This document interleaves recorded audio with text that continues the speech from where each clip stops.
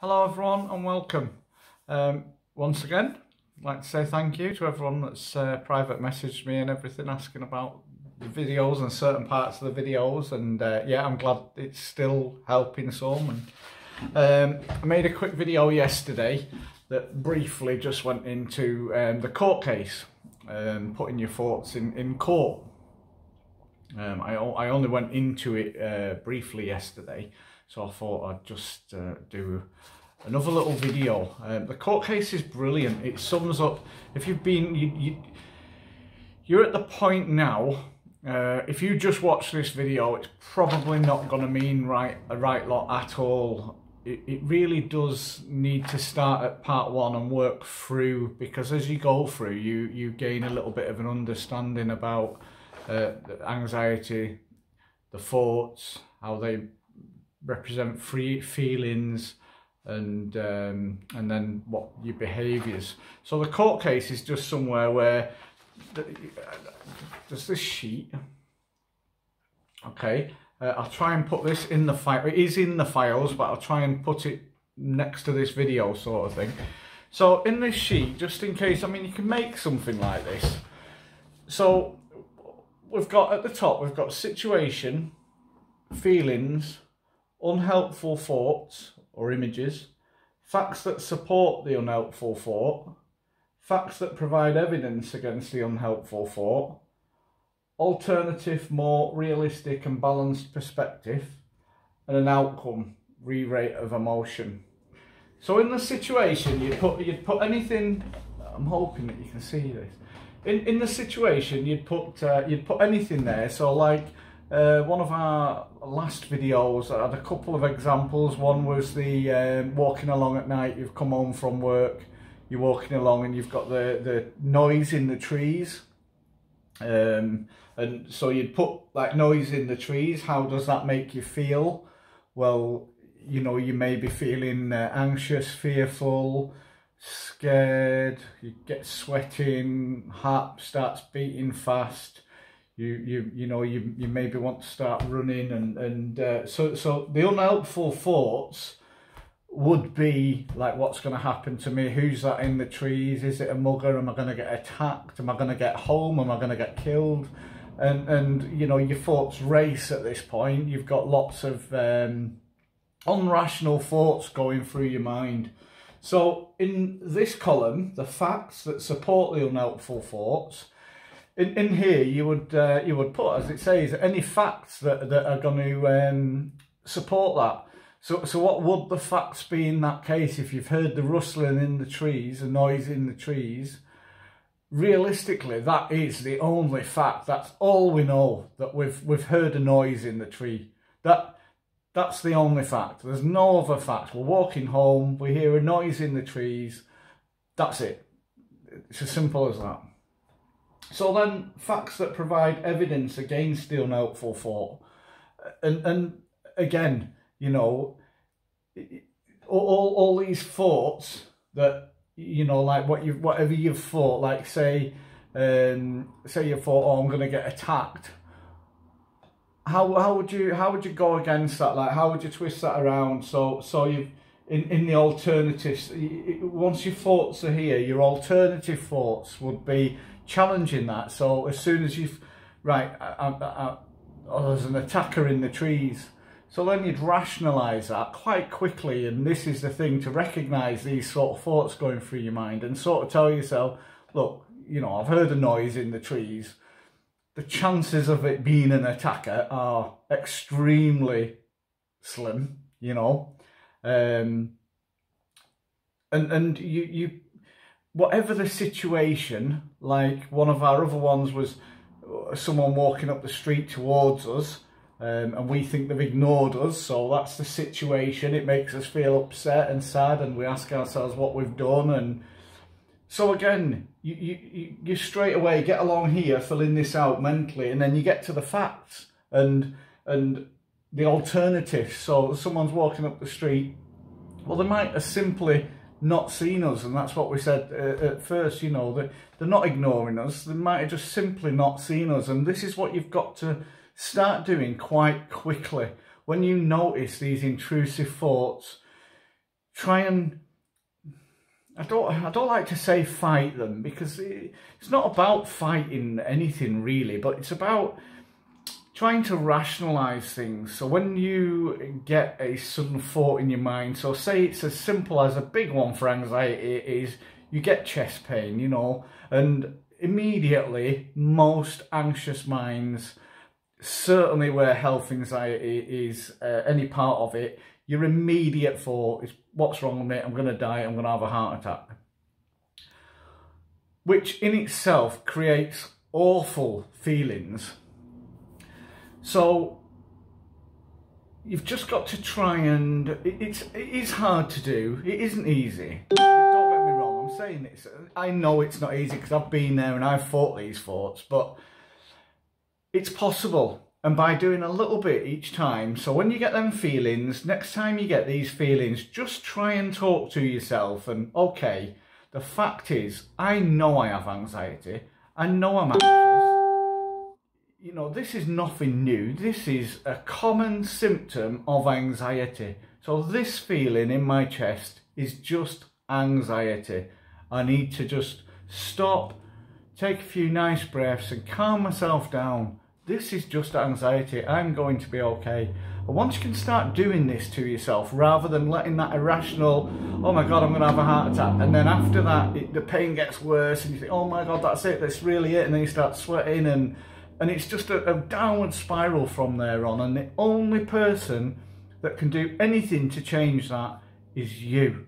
And it is, honestly, it really is, again, I don't like to say it really is as simple as, but it is simple to do this, but it's something that you've got to do constantly. You've got to do it all the time. Everything you notice, just the alternative. I won't say challenge, I won't say fight. The alternative, the fact. What's the evidence against what you're feeling? And this is a great sheet to do. Like I say, I'll try and put that underneath this thing. Have a notepad. Have something with you all the time so you can start jotting down, you know, what the situation is, how it makes you feel, the thoughts. It says at the bottom here, I'll quickly go through the bottom. So on the bottom, the situation, what happened, where, when, who was I with, and how. And then the feelings. So what emotion did I feel at the time? What else? How intense was it? What did I notice in my body and where did I feel it? These are great to have in a little diary, in a symptom diary, because you can start to link then. Right, I've felt like this before. This is okay. So the unhelpful thoughts. What went through my mind? What disturbed me? What did those thoughts, images, memories mean to me or say about me or the situation? What am I responding to? What button is this pressing for me? And what would be the worst thing about it? Or what could happen? So the facts. What are the facts? What facts do I have that the unhelpful thoughts are totally true? And that's the key. True facts. Once you can establish what's facts and thoughts and only react to facts and facts that you can change, you're on the road to recovery here. So yeah, facts that provide evidence. So what facts do I have that the unhelpful thoughts are not totally true? Is it possible that this is an opinion rather than a fact? What have others said about this? So the alternative, and this goes back to, I can't remember what video this is. I think it's part 4 where I talk. It is part 4, CBT session 1, part 4, where I talk about breaking the cycle. So once you recognise, right, we've got the thought, we're going round, we've got the feelings, what do we do? So stop. And remember this really at the forefront of your mind. Stop. Just that second. When you notice that you've got a tight chest or anything, just hang on a minute. Stop. Stop as quick as you can. Take a breath. Just take a few breaths. What would someone else say about this situation? If your friend was going through this, what would you say to that friend? How would you talk to your friend if they come to you and said, oh, I think I'm having an heart attack? What would you say to them? How would you calm them down? Talk to yourself like this. So what advice would I give someone else? Is my reaction in proportion to the actual event? And is this really as important as it seems? And then the outcome. So once we've reevaluated everything and what's the outcome, what am I feeling now? And do that on a scale of like 0 to 100% or 1 to 10 from like how anxious are you now, you know, once you've stopped. And this takes some practice, but do practice this. This is a big thing. What can I do differently and what would be more effective? And do what works and act wisely. Do what works for you, really. There's a lot of different, people use different calming things. For me, this is how I recovered. This was my recovery. When I started recognising my thoughts, I used to do exactly this. I used to stop and I would do a series of, I'd inhale 4, I'd hold for 6, and I'd exhale 7 or 8. I used to have problems with it holding the breath for the bit in between. I never used to be able to manage that. To be fair, I've said before, it's not that important. It really isn't. If you can try and double the exhale, so breathe in 4, hold for a couple of seconds and exhale 7 or 8, you will calm down.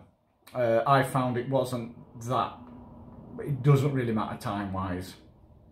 If you can't do any of that, just try and calm your breathing. So sort of inhale 4 or 5 seconds, pause for a little while and then exhale 4 or 5 seconds.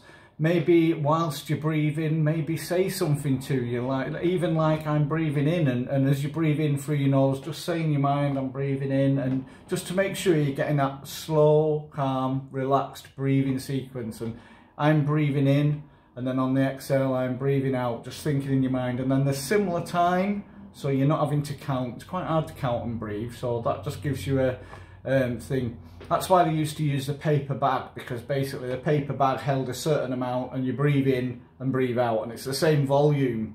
The reason they stopped using the paper bag, so I'm told, I don't know the fact behind it, this is what I was told by my doctor, is because if you got used to this but yet you went out without a paper bag, you'd have a panic attack that you weren't going to be able to control it. Well, you can control it because your breath's with you all the time. And if you get used to, right, okay, I'm breathing in and I'm breathing out, it's a similar amount of time, you're going to be fine. So that's one way of doing it. So do what works for you, whatever you find best. What will be helpful for me or the situation, and what will the consequences be? So what is actually, you know, the worst that can happen and everything, and the best that can happen and the outcome. And so that's it, really. This really, it's CBT in a nutshell. I mean, you can go a lot deeper. There's a lot of other tools. I might do a few more. I think I'm going to stop this sort of series now, because yesterday I started the mindfulness one. I want to carry on with that a little bit, see how many people get involved with that. I'll see what sort of feedback I get from that, to whether I carry on, how deeply I carry on with it. Like I said yesterday, that's my bit of passion, that mindfulness. I love it. But yeah, this is it really. We've got everything now. We've got what anxiety is in part 1. We've got the physical sensations in part 1. Then we've got the trigger thoughts and feelings. And then in part 4, we've got the sort of the stop and how to react. That is a really, really, really important one. That I can't stress that enough. Recognize these thoughts and stop. Say to yourself, stop. Just pause, just pause. I promise this works. Just don't let that overreaction run away with train of thought, because that is what does the damage, and that is what really causes all the thoughts, the feelings, the sensations, everything that goes on the group. I feel this, I feel like that, I feel like that. If you can stop that cycle, I promise you, everything will calm down. So yeah, as always, right on this video, right on the link that I put on, the video that I put on, private message me, anything at all, whatever it is. If I can help in any way, I will do. So yeah, once again, hope you enjoy it. Thank you very much. please give me some sort of feedback if you've followed the whole thing. I know some people have followed the whole thing and wrote to me. That's brilliant. Thank you very much. I always said if it helps one person, it's worth it to me. So it has. And yeah, hopefully I won't stop. As long as I'm getting feedback that anything's helping, I'll continue to do it. Because that's what it's all about. At the end of the day, I mean, that's what the whole group is and everything. That's why I started it. So if I can help anyone, I will do. So yeah, thank you very much for watching. I hope this helps. This is really, in this one thing here, this is it in a nutshell. This is how, get a piece of paper, write them thoughts down and really challenge it. But, you know, don't beat yourself up. Be kind to yourself. You will get it. You will. All right. So yeah, see you later. Bye.